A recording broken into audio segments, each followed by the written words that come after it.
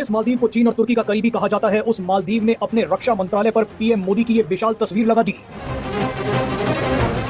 जिस मालदीव में India out के नारे लग रहे थे, आज उसी मालदीव में वंदे मातरम और भारत माता की जय के नारे गूंज रहे हैं।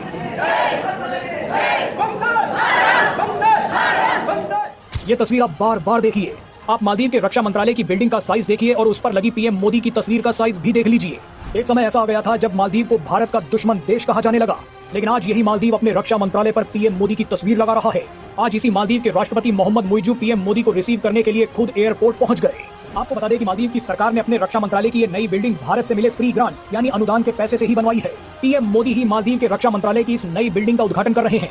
ये है भारत की ताकत। आज चीन, पाकिस्तान और तुर्की जैसे देश मालदीव में पीएम मोदी की ये तस्वीर को देखकर पागल हो जाएंगे। चीन के अलावा तुर्की और पाकिस्तान भी मालदीव से नजदीकियां बढ़ा रहे थे। तुर्की ने तो मालदीव को ड्रोन्स भी बेच दिए, लेकिन एक बड़े संकट को देखते हुए मालदीव ने भारत के लिए रेड कार्पेट बिछा दिया है। मालदीव को कौन सा संकट दिख रहा है वो आपको वीडियो में आगे बताएंगे। आपको बता दें कि पीएम मोदी मालदीव की स्वतंत्रता की 60वीं वर्षगांठ पर आयोजित समारोह में शामिल होने के लिए गए हैं, लेकिन अचानक मालदीव को ऐसा क्या हो गया है कि वो भारत का दीवाना बन गया है। एक समय पर मालदीव भारत को पानी पी पी कर कोस रहा था। पिछले साल तो मालदीव और भारत के बीच भयंकर डिप्लोमेटिक वॉर हो गई थी, मगर कुछ ही महीनों में ऐसा क्या बदल गया कि भारत को गाली देने वाला मालदीव आज भारत के लिए कुछ भी करने को तैयार है। दरअसल पाकिस्तान की हालत देख मालदीव की रंगत बदल गई है। ऑपरेशन सिंदूर के बाद मालदीव को समझ आ गया कि चीन के चक्कर में जो हाल पाकिस्तान का हुआ है वो उसका भी हो सकता है। चीन सिर्फ भारत के पड़ोसियों का इस्तेमाल कर रहा है, मगर जब भारत पलटवार करता है तो चीन भाग जाता है। चीन तो सेफ गेम खेल रहा है, लेकिन चीन के चक्कर में फंसने वाले देश असल में मारे जाते हैं। मालदीव ने देखा कि पाकिस्तान तो वो देश है जहां चीन ने $62 बिलियन का सीपैक प्रोजेक्ट लगा रखा है। इसके अलावा भी चीन ने पाकिस्तान में अरबों का निवेश कर रखा है।